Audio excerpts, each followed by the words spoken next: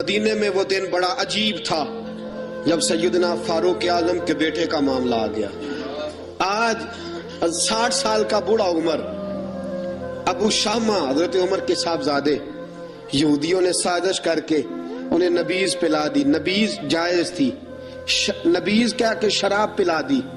پھر مقدمہ قائم ہوا، کہا اب پتہ چلتا ہے عمر کتنا عدل کرتا ہے۔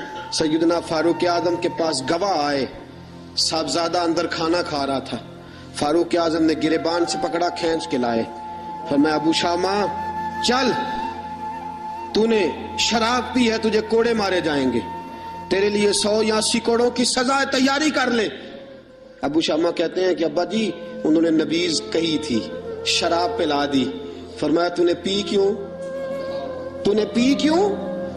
بڑے بزم میں بارشین مسجد نبوی کا فاروق اعظم، اولاد تو بزدل کر دیتی ہے نا بندے کو، اولاد تو کمزور کر دیتی ہے۔ آج مدینے نے عجیب ماجرا دیکھا، حضرت فاروق اعظم کی زوجہ روتی ہوئی آئی، کہنے لگی حضرت جی میرا لخت جگر ہے، ایک کوڑے کے بدلے پیدل حج کروں گی، ایک کوڑے کے بدلے صدقہ اور خیرات کروں گی، میرا بیٹا غلطی کر بیٹھا ہے، یہ کام نہ کریں۔ آپ نے فرمایا تو مجھے کہتی ہے میں یہ کام نہ کروں؟ تیرے حج اور تیرے کوڑے کیا کرتے، تیرے حج اور صدقے کیا کرتے ہیں؟ کوڑے لگانا میرے مصطفیٰ کی شریعت کا قانون ہے۔ تو بیٹے کی بات کرتی ہے، عمر کا اپنا معاملہ بھی ہوتا تو عمر یہی سلوک کرتا۔ لوگوں نے کہا حضرت جی آپ تھوڑی دیر، ابھی ان کی والدہ پریشان ہے، گھر میں پریشانی ہے، ذرا ٹھہر جائیں، کل پرسوں ترسوں سزا دے لیجئے گا۔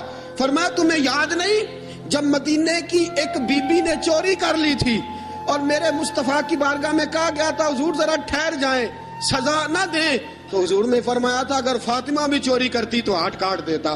تمہیں یاد نہیں مگر مصطفیٰ کے ٹکڑے کھانے والا ہوں، میں کیوں دیر کروں؟ اس نے گناہ کرنے میں دیر کی ہے جو سزا میں دیر کروں؟ برساؤ کوڑے۔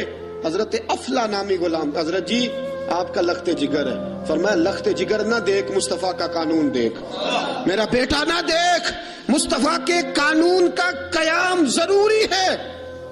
اگر علی بیٹے کی قربانی دے سکتا ہے، اگر لوگ فاطمہ کے بیٹے کی قربانی یاد رکھیں گے تو تاریخ کبھی بھی عمر کے بیٹے کی قربانی نہیں بھولے گی۔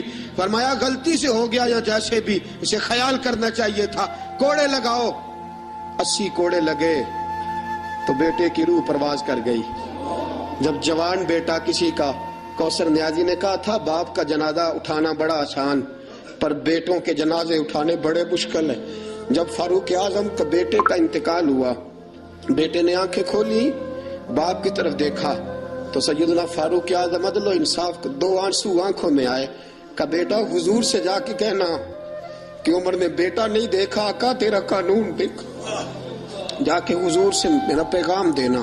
حضرت ابو شامہ رضی اللہ تعالیٰ عنہ وصال کر گئے۔ تاریخ کیسے کیسے منظر ازالت الخلفاء شاہ ولی اللہ کی بطور حوالہ پیش کر رہا ہوں۔ حضرت ابو شامہ کا وصال ہو گیا، 20 کوڑے باقی تھے۔ لوگ کہنا حضرت جی آپ کیا کرنا ہے؟ فرمایا اس کا جنازہ پڑھو، اسے قبر میں دفن کرو، باقی 20 کوڑے اس کی قبر پہ مارو، اس کی قبر پہ 20 کوڑے مارو۔ کہا حضرت جی ایسا بھی ہوتا ہے؟ فرمایا اس لیے ایسا ہوتا ہے کہ یہ میرے مصطفیٰ کا قانون ہے، میری اولاد کا معاملہ ہے تو میں درگزر کروں۔ فرمایا مارو کوڑے۔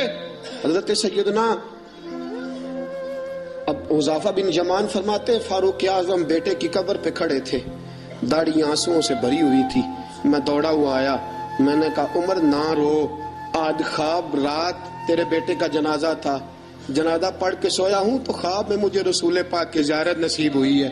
نبی پاک خواب میں تھے تو 2 سبز حلے تیرے بیٹے کو پہنا رکھے تھے اور رسول پاک کی بغل میں کھڑا تھا۔ حضور نے فرمایا عمر کو جا کے کہنا کہ تو نے بیٹا پاک کر کے بھیجا تھا، اللہ نے جنت کے سارے دروازے کھول دیے ہیں۔ اللہ نے اور عمر کو میرا سلام کہنا اور اسے کہنا عمر تیرا حدود اللہ قائم کرنا خدا کو بھی پسند ہے، مصطفیٰ کو بھی پسند ہے۔ ساتھیوں اپنے بیٹے کی باری آئی، لخت جگر عمر نے اگر وفا کے رستے میں آیا نا بیٹا، اگر وفا کے رستے میں کھڑا ہوا نا بیٹا، عمر کو نظر آیا ایک طرف قانون مصطفیٰ ہے، ایک طرف عمر کا لخت۔ جوان بیٹا، جوان بیٹے تو بڑھاپے کا سہارا ہوتے ہیں، جوان بیٹوں کو دیکھ دیکھ کے باپ کی آنکھیں ٹھنڈی ہوتی ہیں، لیکن فاروق اعظم نے کہا بیٹا حضور سے جا کے کہنا کہ جب عمر کے لخت جگر کی باری آئی تھی تو عمر نے راہ وفا میں بیٹا بھی حائل نہیں ہونے دیا. عمر وفادار نکلا، عمر عدل والا نکلا، عمر نے عدل کے رستے میں بیٹا بھی قربان کیا، اور پھر اس کا فائدہ یہ ہوا کہ بیٹے کو نبی پاک کا سایہ بھی نصیب ہوا. ساتھیو، عمر انتقال کر گئے. 26 ذی الحجہ کو زخم لگا. یکم محرم کا دن، آج کا دن، حضرت فاروق اعظم کو یاد رکھنا، لوگوں کو بتانا، دن بھر عمر کی باتیں کرنا، خراج تحسین پیش کرنا. حضرت فاروق اعظم کو زخم لگا تو آپ نے فرمایا اپنے بیٹے سے، بیٹا جا حضرت عائشہ کے پاس. گنبد خضرا میں 3 لوگوں کے دفن ہونے کی جگہ ہے.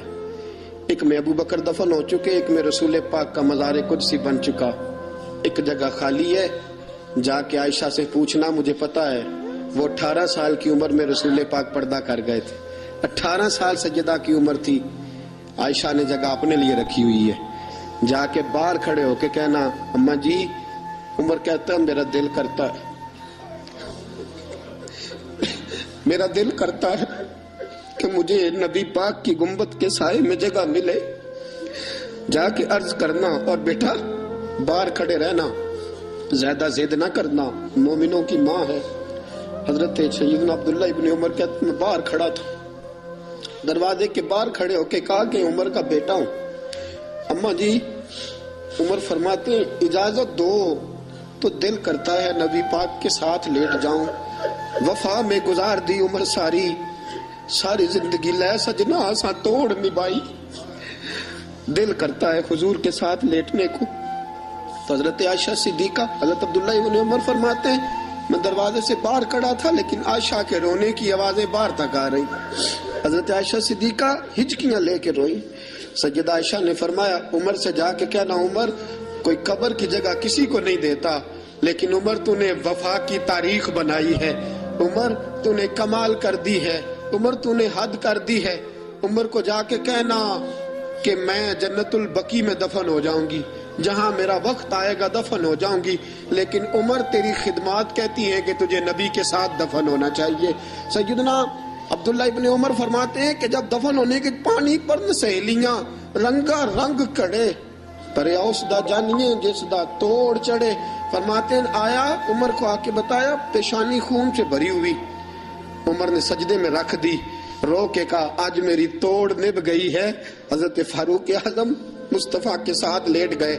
میرے نبی نے فرمایا عمر میں تجھے اپنے پڑوس میں دفن کر رہا ہوں، تو نے اگر راہ وفا میں بیٹے تک قربان کر دیے ہیں نا تو قیامت تک جو مجھے سلام کرنے آئے گا تجھے بھی سلام کر کے جائے گا، تجھے بھی سلام کر کے جائے گا. ساتھیو، عدل و انصاف قائم ہوتا ہے لیکن ذات سے شروع ہو کے اولاد تک قربان کرنی پڑتی ہے.